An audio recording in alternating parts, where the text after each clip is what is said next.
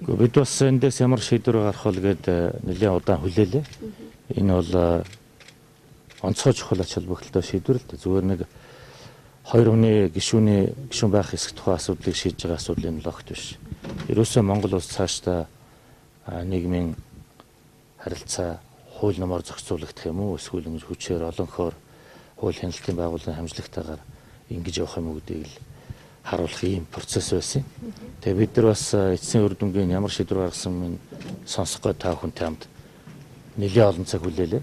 Тэгээ сая сураг дуусан чинь тэр арийнхаа хаалгаар гараад эцэндээ зүхтэй явцсан болтой юм сураг дуулж байна. Дотроо хүн байхгүй байгаа юм байна. Тэр нэг с жигтэй шийдвэр гаргалаа л да. Уг нь дээд шүүх шийдвэр гаргаад нэлээд олон хонсон энэ хооронд өрөөсөө тэр дээд шүүхийн гаргасан шийдвэрийн дагуу асуудлыг ярихгүй байсаар байгаад өөр хангаан сум дундын гаргасан шийдвэрийн бараг өнөөдөр материал нэрэхэд өдрөн шүүрч яваад хорлоо гэдэг нэг шийдвэр гаргачаад тэгээ цааш яваад өглөө л дээ. Хэрвээ энэ дээр манай намаас сонгогдсон байж байгаа төр үнэлгээ авцсан гишүүдийн асуудлыг өөрөөр шийдсэн байгаа бол энэ одоо бас нэг сонгуулийн ардчлал гэдэг юм бас Монгол улсад байхгүй болжээ гэж хэлэхэд буруудахгүй гэж бодож байна. Манай хоёр гишүүн бол тус үрдээ одоо 1500-аас 3500 хүний санал нөгөө улсуудаас илүү авчихсан. Өөр хангаан ард түмний сонголт итгэлийг хүлээсэн ийм хүмүүс байж идэг. Гэтэл үүнийг хажуугаар нь одоо янз бүрийн аргаар шүүхийн үйл ажиллагааг, шүүх хяналтын байгууллагуудын үйл ажиллагааг хэдэн янзаар хувиргаж буруу зөв хийсээр байгаа эцсийн дүндээ ийм хүргэж байна. За эндээс үүдээд гарах, энээс цааш үүдээд гарах бусад асуудлын хариуцлагыг бол энэ ажлыг зохион байгуулж байгаа тодорхой эрхтэй үүрэгтэй мөртлөө хориг саа тавихгүй байгаа энэ хүмүүсийн байгууллагууд хариуцуулна л гэдгийг хэлэхээр байна. Бид нар хуулийн хүрээнээс аливаа асуудал хайлж гараа явахаар ямар болдгийг одоо харж байна шүү дээ. Парламентын ардчлал аюулд учирч монголчуудын сонголтоор бий улсын парламент дахь ялангуяа 3-1-ийг гараг бүрдүүлж байгаа ард түмний төлөөлөл улсын намын төлөөллийг үндсэндээ ажиллах зохион байгуулалтын механизмыг гацаалаа хясан богдуулж байна. Өнөөдөр сонгогчид мэдэхгүй байгаа.